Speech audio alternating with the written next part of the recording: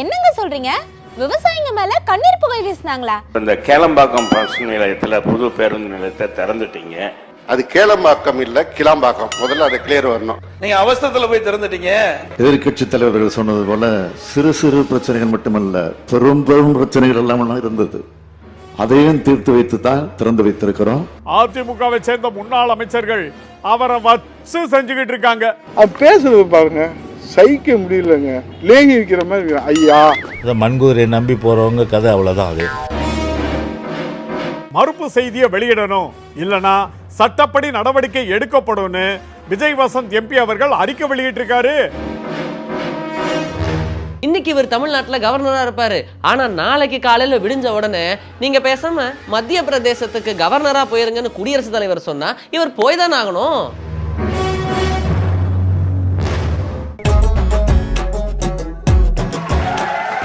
அதாகப்பட்டது மகாஜனங்களே. கிளம்பு கிளம்பு அந்து போச்சு, கிளம்பு கிளம்பு. ஆஹா, கிளம்பு கிளம்பு அந்து போச்சு, கிளம்பு கிளம்பு. எங்க இப்பதான் வந்திருக்கோம், அதுக்குள்ள கிளம்பு கிளம்புன்னு பாட்டு பாடுறீங்க. என்ன சார், வண்டி எடுத்துட்டு கிளம்ப போறீங்களா? அதுக்கு தானே தம்பி வந்திருக்கோம். ஆனா நான் பாட்டு பாடினது சோசியல் மீடியால சுத்திக்கிட்டு இருக்கிற செம்மையான விஷுவல் பாட்டு. ஓ, உங்களுக்கு அந்த பாட்டு ரொம்ப பிடிக்குமா? இவர் இதுக்கு முன்னாடி இந்த பாட்டு பாடினது இல்லங்க, இப்பதான் என்னமோ குஜாலா பாடிக்கிட்டு இருக்காரு. அட என்ன நீங்க எதுவுமே தெரியாம இருக்கீங்க. சட்டப்பேரவையில நேற்று நடந்த காட்சியை கட் பண்ணி போட்டு இந்த பாட்டை பேக்ரவுண்ட்ல ஒலிக்க விட்டுருக்காங்க நம்ம சோசியல் மீடியா ட்ரெண்டிங் பசங்க. புரிஞ்சிருச்சு. ஆளுநர் ஆர்.என். ரவி சட்டசபை விட்டு வெளியே போனதானே சொல்றீங்க? அட ஆமாம் தம்பி, தமிழக சட்டப்பேரவை வரலாற்றிலேயே நடக்காத கூத்தெல்லாம் இந்த ஆளுநரால நடந்துகிட்டு இருக்கு. உச்ச நீதிமன்றம் வரைக்கும் ஆளுநர் விவகாரம் போயிருக்கு. உச்ச நீதிமன்றமும் தெளிவா ஆளுநருக்கு குட்டு வைக்கிற மாதிரி பல விஷயங்களை சுட்டி காட்டி இருக்கு. மக்களால தேர்ந்தெடுக்கப்பட்ட அரசாங்கத்துக்கு உறுதுணையா இருக்க வேண்டிய ஆளுநர் தன்னை தமிழ்நாட்டுக்கு அனுப்பி வச்ச மத்திய பாஜக அரசுக்கு விசுவாசமா இருக்க முயற்சி பண்ணிட்டு இருக்காரு. மக்கள் என்ன நினைப்பாங்க, மீடியாக்கள் என்ன பேசுவாங்க, உச்ச நீதிமன்றம் என்ன சொல்லும் அப்படிங்கறத பத்தி எல்லாம் இவருக்கு கவலையே இல்ல. பாஜகவுக்கு சந்தோஷமா அப்படிங்கறத பத்தி மட்டும்தான் யோசிப்பார் போல இருக்கு. ஏங்க, எனக்கு ஒண்ணு மட்டும் புரியல. ஏற்கனவே திட்டமிடப்பட்ட நிகழ்ச்சி நிரல் தான் நடக்குது. ஆளுநருக்கு அனுப்பப்பட்ட உரையை தான் கொடுக்குறாங்க. அதுல ஏதாவது கருத்து வேறுபாடு இருந்தா அதை முன்கூட்டியே தெரிவிக்கணும். இல்ல என்னால அதை படிக்க முடியாதுன்னு சட்டசபைக்கு வராம இருக்கணும். சட்டப்பேரவைக்கு வந்துட்டு அதை படிக்கவும் மாட்டேன்னு சொன்னா இது தேவையில்லாத சர்ச்சையை கிளப்புற மாதிரி தானே இருக்கு. அட அதான்ப்பா அவருக்கு கொடுத்திருக்கிற அஜெண்டாவே. சட்டப்பேரவைக்கு உள்ளேயும் சர்ச்சையை கிளப்புறாரு, சட்டப்பேரவைக்கு வெளியில நடக்கிற பொது நிகழ்ச்சிகளையும் தேவையில்லாத கருத்துக்களை பேசி சர்ச்சையை உண்டு பண்றாரு. எங்க பாத்துட்டு இருக்கிற நம்மள மாதிரி பொதுமக்களை எல்லாம் இவர் என்ன நினைச்சிட்டு இருக்காரு? ஒரு வாட்டி ரெண்டு வாட்டினா பரவாயில்ல, இதே பொழப்பாவா தெரியறது? நம்ம நாட்டுல நடக்கிறது மக்களாட்சியா இல்ல சர்வாதிகார ஆட்சியா? மக்களால தேர்ந்தெடுக்கப்பட்ட ஒரு அரசாங்கத்தை இப்படியா இவர் அவமானப்படுத்திக்கிட்டே இருப்பாரு? அரசாங்கத்தை இவர் அவமானப்படுத்துறதா நினைச்சுக்கிட்டு தமிழ்நாட்டு மக்களை அவமானப்படுத்திக்கிட்டு இருக்காரு. ஆமண்டி செல்லம், ஆளுநர் உரைக்கு முன்னாடியும் தேசிய கீதம் இசைக்கணும், முடிகிறப்பவும் தேசிய கீதம் ஒலிக்கணும்னு சொல்றாரு. ஆனா தமிழ்நாடு சட்டப்பேரவையோட மரபு முதல்ல தமிழ் தாய் வாழ்த்து, இறுதியில தேசிய கீதம். இப்படித்தான் காலங்காலமா நடந்துகிட்டு இருக்கு. இது திமுக ஆட்சி காலத்திலயும் சரி, அதிமுக ஆட்சி காலத்திலயும் சரி, கட்சி பாகுபாடு இல்லாம தொடர்ந்து நடக்கிற நடைமுறை. தன்னோட கருத்தை கடிதம் மூலமா ஆளுநர் தெரிவிச்சப்போ பதில் கடிதமும் தமிழ்நாடு அரசு சார்பாக கொடுக்கப்பட்டிருக்கு. அதுல இந்த மரபு பத்தி விளக்கமா சொல்லப்பட்டிருக்கிறதா சொல்றாங்க. ஆளுநர் இஷ்டப்படி தான் தமிழ்நாடு சட்டப்பேரவை நடக்கணும்னு சொல்றது எவ்வளவு பெரிய அபத்தம். அபத்தம் சார். இன்னைக்கு இவர் தமிழ்நாட்டுல கவர்னரா இருப்பாரு. ஆனா நாளைக்கு காலையில விடிஞ்ச உடனே நீங்க பேசாம மத்திய பிரதேசத்துக்கு கவர்னரா போயிருங்கன்னு குடியரசுத் தலைவர் சொன்னா இவர் போய் தான் ஆகணும். இதுல இன்னொரு விஷயமும் இருக்கு. தமிழ்நாடு அரசுக்கும் தமிழ்நாட்டு மக்களுக்கும் தேசிய கீதத்து மேல பற்று இல்லாத மாதிரியும் என்னமோ இவர் வந்துதான் தேசிய கீதத்தோட மகத்துவத்தை தமிழ்நாட்டுக்கு புரிய வைக்கிற மாதிரியும் இருக்கு அவரோட நடவடிக்கை. தேசத்துக்காக போராடின எவ்வளவோ தியாகிகள் இருந்த மாநிலம் தான் நம்ம தமிழ்நாடு. அவ்வளவு ஏன் ஆங்கில ஏகாதிபத்தியத்துக்கு எதிரா இந்தியாவிலேயே முதல் முறையா புரட்சி பிடிச்ச இடமும் தமிழ்நாட்டுல தான் இருக்கு. வேலூர் சிப்பாய் கழகத்தை தானே சொல்றீங்க? இதே கருத்தை தான் சபாநாயகர் அப்பாவு அவர்களும் வெளிப்படுத்தி இருக்காரு. இந்தியாவில் தமிழ்நாட்டை விட சிறந்த நம்முடைய தேசப்பற்று உள்ளவர்களோ சுதந்திர போராட்டத்துக்கு தியாகம் பண்ணவங்களோ வேற எங்க இருக்காங்க சொல்லுங்க? நம்ம ஒரு நடைமுறையில் பண்ணிட்டு இருக்கிறோம். முதல்ல சிப்பாய் கழகம் வேலூரில் தமிழ்நாட்டில் தான் நடந்தது. வேற எந்த நாட்டிலையுமா நடந்தது? சட்டப்பேரவையில் நடந்த இந்த சர்ச்சையை பற்றி இரண்டு விதமான கருத்துக்கள் மக்கள் மத்தியிலையும் விமர்சகர்கள் மத்தியிலையும் விவாதிக்கப்பட்டிருக்கு. அதாவது, இவ்வளவு பிரச்சனை பண்ற ஆளுநரை எதுக்காக சட்டப்பேரவைக்கு கூப்பிடுறீங்க? தெலுங்கானா உள்ளிட்ட மாநிலங்களில் ஆளுநரை கூப்பிடாமலே சட்டப்பேரவையை நடத்தியிருக்காங்களே, இது முதல் கேள்வி. ரெண்டாவது, சபாநாயகர் அப்பாவு சாவர்கர் மற்றும் கோட்சே போன்றவர்களை குறிப்பிட்டு பேசியது தவறு இல்லையா? ஏங்க, இது ரெண்டுத்துக்கும் தான் சபாநாயகர் அப்பாவு அவர்கள் பதில் சொல்லிட்டாரே. ஏங்க, ஆளுநர் விதிமீறி நடக்கிறாருன்னா அவரை சட்டப்பேரவைக்கு கூப்பிடாம தமிழ்நாடு அரசும் அரசியல் சட்டத்தை மீறி நடக்கணும்னு சொல்றாங்களா? அது மட்டும் இல்லாம சபாநாயகர் பேசின ஒரு சில கருத்துக்கள் அவை குறிப்பிலிருந்து நீக்கப்பட்டிருக்கே. ஆமா, சபாநாயகர் ஏதோ பதில் சொல்லியிருக்கிறதா சொன்னீங்களே, அவர் அதுல என்ன சொல்லியிருக்காரு? அவர் சொன்ன கருத்துக்களை தான் நீங்களே சொல்லிட்டீங்களே. நீங்க சொன்னதை தான் அவரும் சொல்லியிருக்காரு, நீங்களே பாருங்க. அதாவது நம்ம அதுக்கு மரபு மீறி சொல்லலை. ஆளுநர் நீங்கள் இப்படி சொல்லியிருக்கீங்களா நியாயமா? தமிழ்நாட்டு மக்களுக்கு ஒரு எண்ணம் இருக்குது. பாரத பிரதமருடைய ஒரு நிதி இருக்குது, PM கேர் ஃபண்டு. அதில் ஒரு 50,000 ரூபா வாங்கிட்டு வாங்க, 50,000 கோடி வாங்கிட்டு வாங்க. எண்ணி தமிழ்நாட்டு மக்களுக்கு உடைய உணர்வு இருக்குது. இதை ஆளுநர் உரையில் நம்ம யாரும் பேச முடியுமா? ஆளுநரை கொண்டு வச்சுக்கிட்டு அதைத்தான் சொன்னேன். இதே மாதிரி தான் நீங்களும் இந்த மரபை மீறி பேசக்கூடாதுங்க. ஒரு இப்படி பேசினா அது முறையில் இல்லையான்னு தான் சொல்லியிருக்கேன். இன்னைக்கு நடந்த சட்டப்பேரவை கூட்டத்தில் தேமுதிக தலைவர் விஜயகாந்த் உள்ளிட்டவர்களுக்கு இரங்கல் தெரிவித்து தீர்மானம் நிறைவேற்றப்பட்டிருக்கு. கிளாம்பாக்கம் பேருந்து நிலைய பிரச்சனையை பற்றி முதலமைச்சர் ஸ்டாலின் அவர்கள் விளக்கம் கொடுத்திருக்காரு. ஆமாங்க, அதிமுக உறுப்பினர் திரு செல்லூர் ராஜு அவர்கள் கேட்ட கேள்விக்கு முதலமைச்சர் பதில் சொல்லியிருக்காரு. இதுக்கு அமைச்சர் சிவசங்கர் அவர்களும் சேகர் பாபு அவர்களும் கூட பதில் சொல்லியிருக்காங்க. இந்த கேளம்பாக்கம் பஸ் நிலையத்தில் புது பேருந்து நிலையத்தை திறந்துட்டீங்க. அது கேளம்பாக்கம் இல்ல கிளாம்பாக்கம். முதல்ல அதை கிளியர் வரணும். கிளாம்பாக்கத்தை தேர்ந்தெடுத்தது உங்களுடைய ஆட்சியில் தான். கிளாம்பாக்கம் முழுமையாக செயல்பட துவங்கிவிட்டது. அங்கிருந்து மக்கள் சென்னையிலிருந்து செல்வதற்கு, நகரத்திலிருந்து செல்வதற்கான நகர்ப்புற மாநகர பேருந்துகள் முழுமையாக ஏற்பாடு செய்யப்பட்டு இயக்கப்பட்டு கொண்டிருக்கிறது. எனவே கிளாம்பாக்கத்திலிருந்து தென் மாவட்டங்களுக்கு எந்த பிரச்சனையும் இல்லாமல் மக்கள் சென்று கொண்டிருக்கின்றார்கள். நீங்க அவசரத்துல போய் திறந்துட்டீங்க. அவசரப்பட்டு இந்த பேருந்து நிலையத்தை திறந்து விட்டதாக சொல்லுகிறார். அவர்கள் செய்ய தவறிய காரியத்தை இந்த ஆட்சி செய்திருக்கின்றது. பயணிகளுக்கு தேவையான அனைத்து வசதிகளையும் செய்து தந்த அரசு இந்த அரசு என்பதை நான் பதிவு செய்கிறேன். எதிர்கட்சி தலைவர்கள் சொன்னது போல சிறு சிறு பிரச்சனைகள் மட்டுமல்ல, பெரும் பெரும் பிரச்சனைகள் எல்லாம் இருந்தது. அதையும் தீர்த்து வைத்து தான் திறந்து வைத்திருக்கிறோம். இன்னைக்கு இன்னொரு முக்கியமான நிகழ்வு நடந்திருக்கு. அதிமுக பொதுச் செயலாளர் எடப்பாடி பழனிசாமி அவர்களோட கூற்றிற்கு நம்ம முதலமைச்சர் ஸ்டாலின் அவர்கள் சப்போர்ட் பண்ணியிருக்காரு. பாத்தீங்களா? எடப்பாடி பழனிசாமிக்கு முதலமைச்சர் ஸ்டாலின் அவர்கள் சப்போர்ட் பண்ணியிருக்காரா? அடாமன் தம்பி, எதிர்கட்சி துணைத் தலைவர் பதவியை உதயகுமார் அவர்களுக்கு கொடுக்கணும்னு EPS அவர்கள் கோரிக்கை வச்சாரு.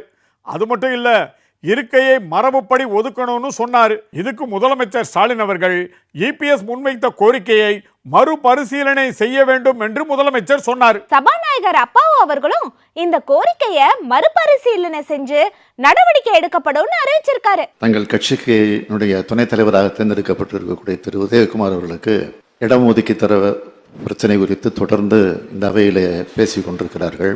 நான் கேட்டுக்கொள்ள விரும்புவது நம்முடைய சபாநாயகர் அவர்களை எதிர்கட்சி தலைவர்கள் எடுத்து வைத்திருக்கக்கூடிய கோரிக்கையை மறுபரிசீலனை செய்து அதற்கு ஆவணம் செய்யுமாறு தங்களிடம் நான் உரிமையோடு கேட்டுக்கொள்கிறேன். நம்முடைய மாண்புமிகு முதலமைச்சர் அவர்கள் கனிவோடு பரிசீலனை செய்து நடவடிக்கை எடுக்க வேண்டும் என்று கூறியிருக்கிறார்கள். நிச்சயமாக தக்க நடவடிக்கை எடுக்கப்படும். மரபுபடி நடக்க வேண்டிய விஷயத்தை ஆளுநர் மீறும் போது தமிழ்நாட்டில் எதிர்கட்சி தலைவரா இருக்கிற EPS சப்போர்ட் பண்ண மாட்டாரு. ஆனா மரபுபடி நடக்க வேண்டிய விஷயத்துக்கு முதலமைச்சர் அவருக்கு சப்போர்ட் பண்றாரு. பாவம், இவருக்கு என்ன அரசியல் நெருக்கடியோ தெரியல. மரபை மீறி செயல்பட்ட ஆளுநருக்கு மற்ற அரசியல் கட்சி தலைவர்கள் கண்டனத்தை பதிவு பண்ணியிருக்காங்க. தமிழ்நாடு காங்கிரஸ் கமிட்டி தலைவர் திரு KS அழகிரி அவர்கள் இதை பற்றி சொல்லும் போது, தமிழக சட்டப்பேரவையில் தேசிய கீதம் இசைப்பதற்கு முன்பே ஆளுநர் வெளிநடப்பு செய்திருப்பது கண்டனத்துக்கு உரியதுன்னு சொல்லியிருக்காரு. அவரை சட்டப்பேரவைக்கு அழைத்து வரும்போது தேசிய கீதம் இசை வடிவில் ஒளிபரப்பப்பட்டு முறைப்படியே வரவேற்பு அளிக்கப்பட்டது. ஆனால் மரபுக்கு மாறாக ஆளுநர் RN ரவி நடந்து கொண்டது தேசிய கீதத்தையே அவமதிக்கும் செயலாகும் அப்படின்னு KS அழகிரி அவர்கள் குறிப்பிட்டிருக்காரு. அவசரப்பட்டு கிளாம்பாக்கம் பேருந்து நிலையத்தை திறந்துட்டீங்க அப்படின்னு எடப்பாடி பழனிசாமி அவர்கள் சட்டப்பேரவையில பேசியிருக்காரு. இதுல என்ன அவசரம் இருக்கு?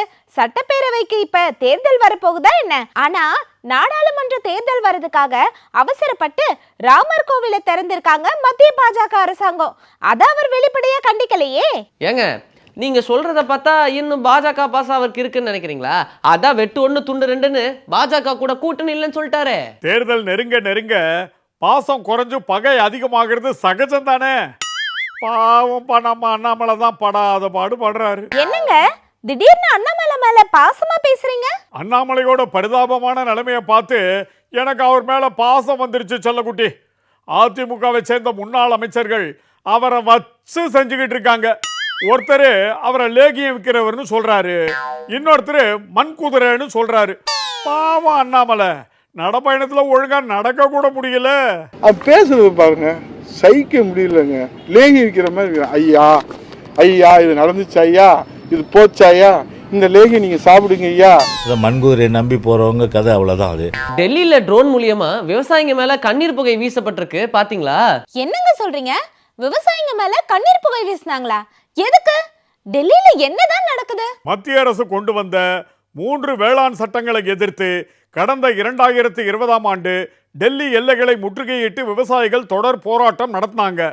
ஓராண்டுக்கு மேல நீடித்த போராட்டத்தின் இறுதியில வேளாண் விளைபொருட்களின் குறைந்தபட்ச ஆதார விலையை உறுதிப்படுத்த சட்டம் கொண்டு வர வேண்டும் அப்படிங்கிற கோரிக்கையோட போராட்டத்தை வாபஸ் வாங்கினாங்க. ஆனா 2 ஆண்டுகளுக்கு மேலாகியும் தங்களது கோரிக்கைகள் நிறைவேற்றப்படவில்லைன்னு சொல்லி விவசாயிகள் மீண்டும் போராட்டத்தில் இறங்கி இருக்காங்க. விவசாயிகளை அடைச்சு வைக்க தற்காலிகமா சிறை அமைக்கணும்னு மத்திய அரசாங்கம் வச்ச கோரிக்கையை நிராகரிச்சிருக்கு டெல்லி அரசு. பாத்தீங்களா? ஆமா தம்பி, விவசாயிகளை அடைச்சு வைக்கிறதுக்காக பவானா மைதானத்தை தற்காலிக சிறைச்சாலையா மாற்றும்படி டெல்லி அரசுக்கு மத்திய அரசு கடிதம் எழுதியிருந்தது. மத்திய அரசின் கடிதத்துக்கு டெல்லி உள்துறை அமைச்சர் கைலாஷ் கெலாட் பதில் கடிதம் எழுதியிருக்காரு. அதுல விவசாயிகளின் கோரிக்கை நியாயமானது, இரண்டாவதா அமைதியான முறையில் போராட்டம் நடத்த ஒவ்வொரு குடிமகனுக்கும் நமது அரசியலமைப்பு உரிமை வழங்கி இருக்கு, எனவே விவசாயிகளை சிறையில் அடைப்பது தவறானதுன்னு அவர் குறிப்பிட்டிருக்காரு. அது மட்டும் இல்ல, மத்திய அரசு விவசாயிகளை பேச்சுவார்த்தைக்கு அழைத்து அவர்களின் நியாயமான பிரச்சனைக்கு தீர்வு காண வேண்டும். விவசாயிகள் நமது நாட்டு மக்களின் பசியாற்றுவோர், அவர்களை கைது செய்யும் நடைமுறை வெந்த புண்ணில் உப்பை தடவுவதற்கு சமம். மத்திய அரசின் இந்த முடிவுக்கு நாங்களும் ஒரு அங்கமாக இருக்க முடியாதுன்னு தெளிவா சொல்லியிருக்காரு. விவசாயிகளும் ஏழைகளும் புறக்கணிக்கப்படுவது மத்திய பாஜக ஆட்சியில சர்வசாதாரணம் ஆயிடுச்சு. இத பத்தி தான் நம்ம ராகுல் காந்தி அவர்கள் சத்தீஸ்கர் மாநிலத்துல பேசியிருக்காரு. பாரத் ஜோடா நியாய யாத்திரை இல்லையா? ராகுல் காந்தி அவர்கள் ஒவ்வொரு இடத்துலயும் தெரிவிக்க விடுறாரு. இப்ப சத்தீஸ்கர் மாநிலத்துல என்னங்க பேசியிருக்காரு? நாட்டின் ஒட்டுமொத்த மக்கள் தொகையில பிற்படுத்தப்பட்டோர், தலித் மற்றும் பழங்குடியினரோட பங்கு 74% இருக்கு. ஆனா நாட்டின் 200 முன்னணி நிறுவனங்களின் உரிமையாளராகவோ அல்லது உயர்மட்ட நிர்வாக குழுவிலோ இந்த சமுதாயத்தை சேர்ந்த ஒருவர் கூட இல்ல. பெரிய மருத்துவமனைகள் மற்றும் பல்கலைக்கழகங்களின் உயர் பதவியில பிற்படுத்தப்பட்ட, தலித், பழங்குடியினத்தை சேர்ந்தவங்க இடம்பெறவில்லை. எனவே சாதிவாரி கணக்கெடுப்பு நடத்தி இடஒதுக்கீடு வழங்க வேண்டும். இந்தியாவை இந்து நாடாக மாற்ற பாஜக முயற்சிக்கிறது. ஆனால் நாட்டு மக்களில் 74% பேருக்கு பொது பிரிவை சேர்ந்த ஏழைகளுக்கும் எதுவுமே கிடைக்கவில்லை அப்படின்னு சொல்லியிருக்காரு. ஆமாண்டி செல்லக்குட்டி, நானும் பார்த்தேன். ஏழைகள் புறக்கணிக்கப்பட்டிருக்கிறதா குறிப்பிட்ட ராகுல் அவர்கள், நாட்டின் வளங்கள் பெரும்பாலும் குறிப்பிட்ட சில தொழிலதிபர்களுக்காக திருப்பிவிடப்படுகிறது. அயோத்தியில் ராமர் கோவில் திறப்பு விழா நடைபெற்றது. இதில் ஏழைகள், தொழிலாளர்கள், சிறு வியாபாரிகளை பார்க்க முடியவில்லை. ஆனால் அம்பானி, அமிதாப் பச்சன், அதானி உள்ளிட்ட முக்கிய பிரபலங்களை பார்க்க முடிந்தது அப்படின்னு சொல்லியிருக்காரு. அது மட்டும் இல்லாம அதானி, அம்பானி உள்ளிட்ட தொழிலதிபர்கள் நாட்டு மக்களின் நலனை விலையாக கொடுத்து சீன பொருட்களை விற்பனை செய்து லாபம் ஈட்டுகின்றனர். இது பொருளாதார அநீதி அப்படின்னு சொல்லியிருக்காரு. ராகுல் காந்தியோட பேச்சு ஏன் ஊடகங்கள்ல வெளிவரதில்லைன்னு நீங்க கேட்கலாம். மோடி, அம்பானி, அதானி மற்றும் ராம்தேவ் உள்ளிட்டோரை ஊடகங்கள்ல பார்க்க முடியும். ஆனா நாட்டில் உள்ள பிரச்சனைகளை பேசுறதால ராகுல பார்க்க முடியாது அப்படின்னு செம்ம போடு போட்டிருக்காரு.